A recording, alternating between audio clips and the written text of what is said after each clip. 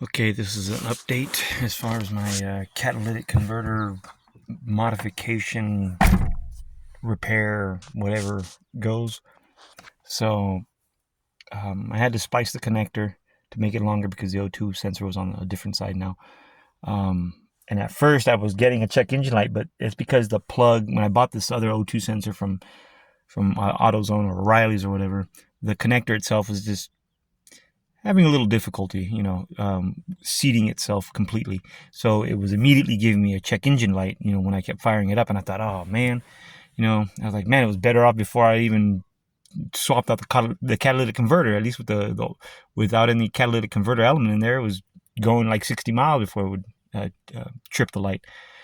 So I just cleared out so I thought I was kind of screwed. I thought, oh man, to no avail. I changed that O2 sensor and didn't do shit. But then I was like, nah, you know what? I bet you it's that connector that I didn't completely connect it all the way. And so I got under there right now and I, really clamped down on that thing, got it to sit down or got it to seat itself, and cleared the codes prior to that though. And so now it's my birthday today, so I'm going to go down to Felipe's for a birthday dinner.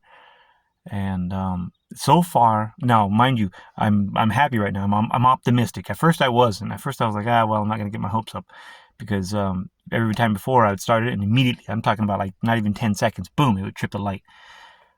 This one, I started it, didn't trip the light. I kept waiting for it. So right now I'll start it here. Let's see here. And immediately before it was like within, let's see, 1,000, 2, 1,000, 3, 1. Usually by now it would have a check engine light.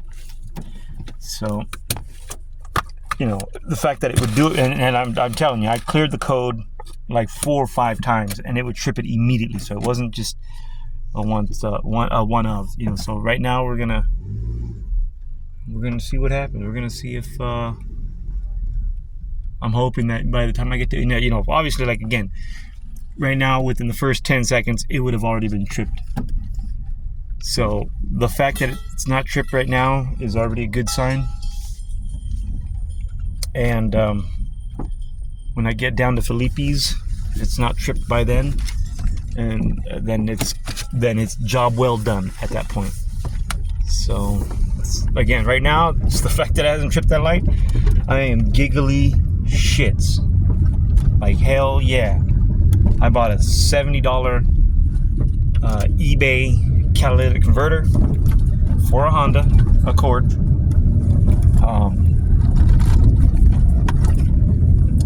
And I have a video where it explains kind of what I did, how I did it.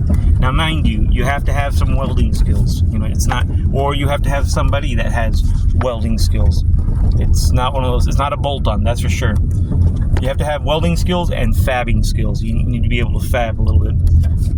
Outside of that, and your welding skills need to be decent. But outside of that, so far so good. Like right now, again, I'm tickled to death the fact that check engine light has not come on. Now, it won't really be proof positive until I get past 60 miles, because again, that was what it would get to before it would trip it. When I had the O2 sensor in there without any catalytic converter element inside the catalytic converter. It was just straight pipe onto that O2 sensor. It was probably cooking the shit out of it. Who knows? Maybe the old O2 sensor was probably good. I don't know.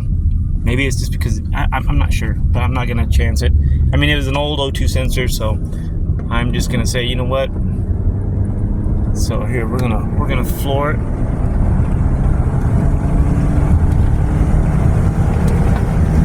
And so by now, with that amount of RPM and that amount of exhaust, flowing through there, they should have tripped it. So I'm gonna pause it here, and I'm gonna check back here in 10 minutes or whatever.